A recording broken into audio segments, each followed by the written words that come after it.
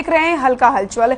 इस खास प्रोग्राम में हम आपको सुबह सुबह आपके हलके में लाइव लेकर जाते हैं और आपको बताते हैं कि आज आपके हलके में क्या कुछ हलचल है और साथ ही साथ क्या कुछ आज आपके हलके में होने वाला है।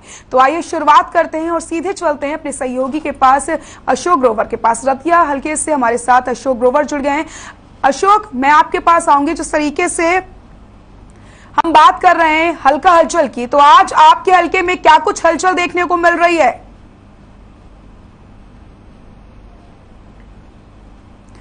तो आइए हिसार लेकर के आपको चलते हैं और हिसार हलके में आपको बताते हैं कि आखिरकार क्या कुछ अहम खबरें हैं, क्या कुछ हलचल देखने को मिल रही है। अनूप, आपका रुख करूंगी, क्या कुछ हलचल है आज हिसार में?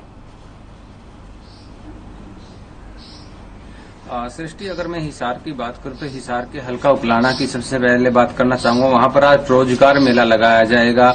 कोई अधिकारी जो हैं वो यहाँ पर पहुंचेंगे और रोजगार मेले का आयोजन किया जाएगा। खास करके युवाओं के लिए एक अच्छी खबर है, क्योंकि रोजगार मेले में वो अपनी जो उनकी डिग्री होती है, डिप्लोमा होता है, उसके आधार पर वो अप्लाई करते हैं और उनको रोजगार के अवसर मिलते हैं। इसके अलावा एक बड़ी हलचल हिसार में रहने वाली है हल्का बरवाला में।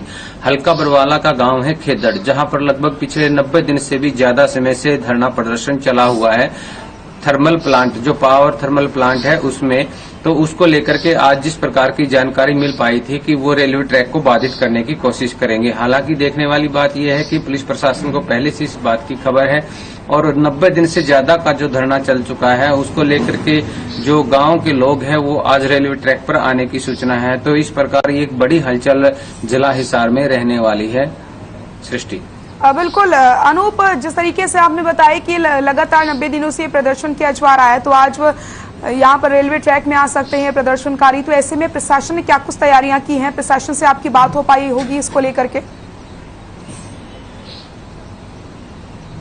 देखिए, प्रशासन द्वारा तमाम तैयारियां की गई है और जो ये प्रदर्शनकारी हैं गांव खेदड़ के और आसपास क्षेत्र के लोग हैं, इन्होंने पहले एक अल्टीमेटम दिया था बहुत समय पहले कि अगर उनकी मांगे नहीं मानी गई तो वो 8 जुलाई को रेलवे ट्रैक को बंद करेंगे। इसको लेकर के वो आज हो सकता है कि उनका जो अल्टीमेटम का दिन था वो आज समाप्त हो रहा है और वो रेलवे ट्रैक पर आ जाए। इस प्रकार की जानकारी कहीं न कहीं ग्रामीणों से भी प्राप्त हुई है और इन लोगों की जो मांग है वो ये है कि थर्मल पावर प्लांट में एक राखी होती है जिसको राख बोला जाता है, कोयले के बाद जो राख बनती है, उसको उठाने को लेकर के विवाद है। गांव में एक गौशाला बनाई गई है।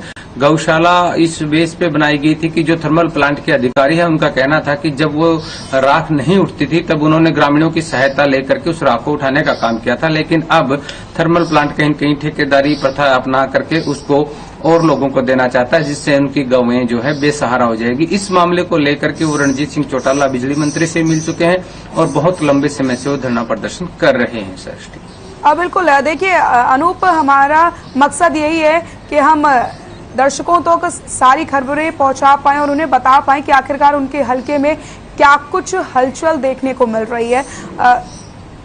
अनूप, मैं आपसे ये भी जानना चाहूंगी कि आखिरकार कोरोना को लेकर के क्या कुछ अपडेट मिल रहे हैं? कोरोना के मामलों की बात करें सृष्टि, कोरोना के मामले बढ़ रहे हैं। पिछले इस पूरे सप्ताह की बात करें तो 10, 12, 15 के एवरेज में हर रोज मामलों में बढ़ोतरी देखने को मिल रही है। हालांकि पिछले दिनों यहाँ पर खुद अनिल विज गृह मंत्री और स्वास्थ्य मंत्री हिसार पहुंचे थे। उनसे भी जब इस सवाल किया गया था कि मामले बढ़ रहे हैं तो उन्होंने कहा कि अभी तक स्थिति जो है सामान्य है।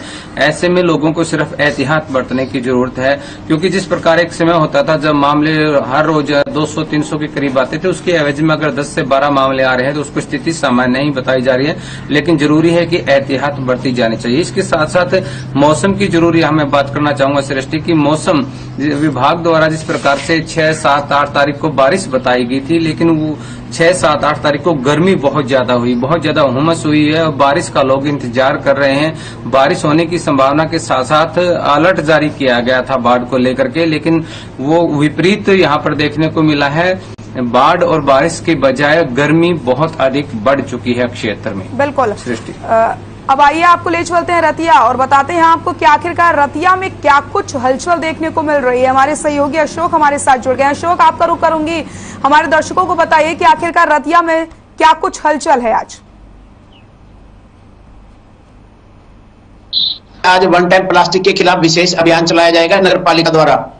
हालांकि 2 दिन पहले भी चलाया गया था और चालान भी काटे गए थे। आज फिर चालान काटे जा रहे हैं और लोगों का कहना है कि अगर छोटे जो रेहड़ी वाले हैं उनका चालान ना काटा जाए, अगर कार्रवाई करनी है तो कंपनियों पे की जाए, फैक्ट्रियों पे की जाए जहां से ये प्लास्टिक बनता है। बिल्कुल अशोक, देखिए लोग गर्मी से काफी ज्यादा परेशान हो चुके हैं और उम्मीद लगा रहे हैं कि मौसम थोड़ा सुहाना हो जाए तो उन्हें थोड़ी राहत मिल जाए। अगर हम बात करें रतिया की, तो फिलहाल मौसम को लेकर क्या कुछ अपडेट है आपके पास?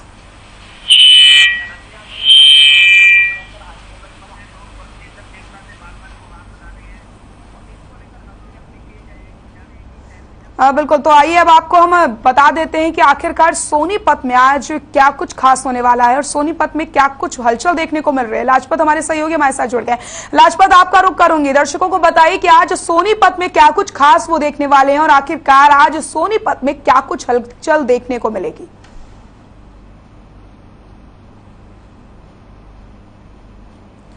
तो हमने आपको रतिया की जानकारी दी कि आखिरकार क्या कुछ जानकारी है, क्या कुछ हलचल देखने को मिल रही है। आइए अब आपको लेके चलते हैं हिसार और अपने सहयोगी अनूप के पास चलते हैं। अनूप, लोगों को लगातार यहाँ पर गर्मी से परेशानी हो रही है, मौसम की जानकारी आपने दी, लेकिन ऐसे में अगर हम बात करते हैं मौसम की, तो क्या कुछ मौसम विभाग की तरफ से कहना है, लोगों को राहत कब तक मिल सकती है? देखिए सृष्टि, जिस प्रकार से मैं पहले भी बता रहा था, मौसम विभाग द्वारा पहले 3 दिन का अलर्ट जारी किया गया था, बाढ़ तक के आसार बताए गए थे, लेकिन परिस्थिति बिल्कुल विपरीत रही और गर्मी बहुत ज्यादा बढ़ गई। इसके साथ साथ मैं किसानों पर यहाँ पर जरूर फोकस करना चाहूंगा।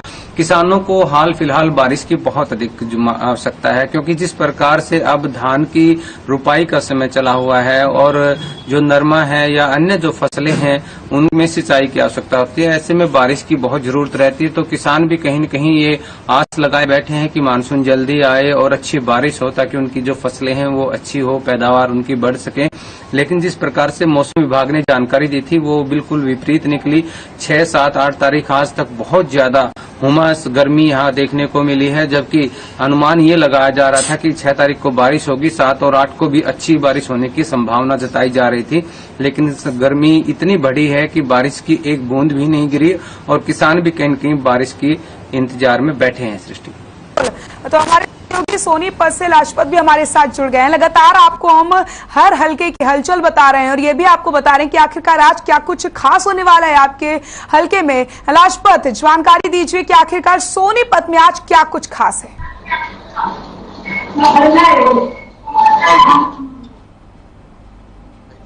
ऐसे भीड़ में दिखाई दे रहे हैं, कोरोना जैसी महामारी से बचने के उपाय दिखाई दे रहे हैं।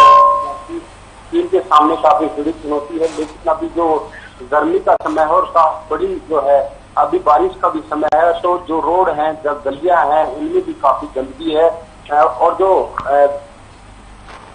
शासन और की जिम्मेवारी बनती है, इसमें काफी बड़ी बरसात है वो करोड़ों की संपत्ति को जरूर करेगा, क्योंकि रोड पर पानी भरेगा और रोड पर चलना सबका अधिकार है, लेकिन रोड भी जब टूटेंगे तो बड़ा नुकसान होगा। इसकी कहीं ना कहीं लापरवाही जो है सरकारी कर्मचारियों की है, क्योंकि सरकार की तरफ से जो बजट करोड़ों रुपए का दिया जाता है, बारिश का जब समय आता है तो गलियों की सफाई होती है, नालियों की सफाई होती है, नालों की सफाई होती है, लेकिन वो कागजों में ही होकर रह जाती है, जिसका खामियाजा आम नागरिक को भुगतना होता है। और ऐसे में बारिश का जो पानी है वो करोड़ों की संपत्ति को खराब कर देगा, जैसे रोड की है, गलियां की है, या जो लोगों के घर है वो भी कहीं ना कहीं इससे बाधित होंगे। जो गांव के आजकल की बात करें तो गांव के आजकल की जो रोड है उनमें काफी पहले से गंदगी हटी हुई है। और लगातार आपको बता दें कि पॉलीथीन पे जो बैन लगाया गया है ये एक बहुत बड़ा पहल है और इससे काफी बड़ा लाभ मिलेगा देश को, क्योंकि पॉलीथीन से ही देश से ज्यादा जो गंदगी है वो पॉलीथीन का ही कमी है। और इससे काफी ऐसे जीव जंतु हैं जो वो मर भी जाते हैं, क्योंकि भूखे प्यासे घूमते हैं और वो फिर भूख की वजह से खा लेते हैं, फिर उनके जो फंस जाती है और उनसे मृत्यु तक हो जाती है। जी बिल्कुल, तो सोनीपत की आपको हमने जानकारी दी कि आखिरकार सोनीपत में आज क्या कुछ खास है, क्या कुछ हलचल है। हमारे सहयोगी लाजपत हमारे साथ जुड़े थे। आइए अब आपको लेके हम चलेंगे रतिया और बताएंगे कि रतिया में क्या कुछ हलचल देखने को मिल रही है। हमारे सहयोगी अशोक हमारे साथ जुड़े हुए हैं। अशोक, मैं आपका रुख करूंगी।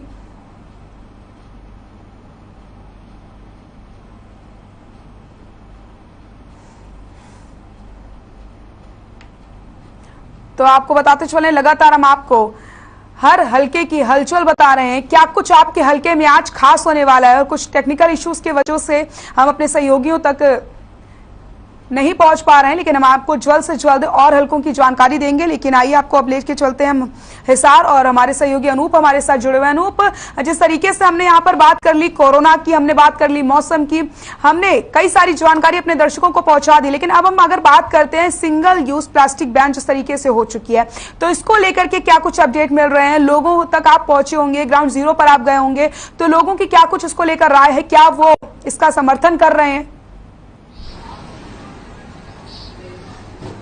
देखिए सृष्टि, एक तरफ से इसका समर्थन किया जा रहा है कि जो प्लास्टिक बैन किया गया है वो अच्छी बात है, लेकिन प्लास्टिक बैन करने का मतलब ये नहीं है कि जो छोटे रेहड़ी चालक हैं उनके चालान किए जाए, जो छोटे दुकानदार हैं उनके चालान किए जाए।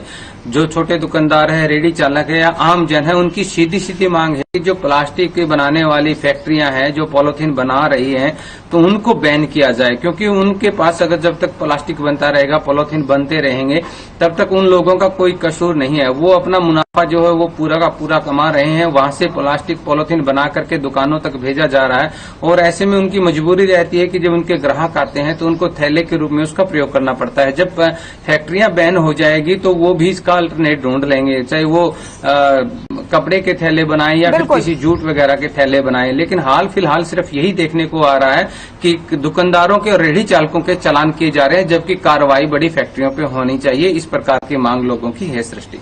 बिल्कुल, तो हमने आपको हर हलके की जानकारी दी और आपको बताया कि आखिरकार आपके हलके में आज क्या कुछ हलचल है, क्या कुछ खास खबरें हैं। अनूप, अशोक और लाजपत, आप तीनों का बहुत बहुत शुक्रिया हमारे दर्शकों को जानकारी पहुंचाने के लिए। तो आज हमने बात की है हलचल की, और आपको हमने बताई है कि आखिरकार आपके हलके में क्या कुछ हलचल है, क्या कुछ खबरें खास होने वाली हैं। फिलहाल हल्का हलचल में बस इतना ही। नमस्कार।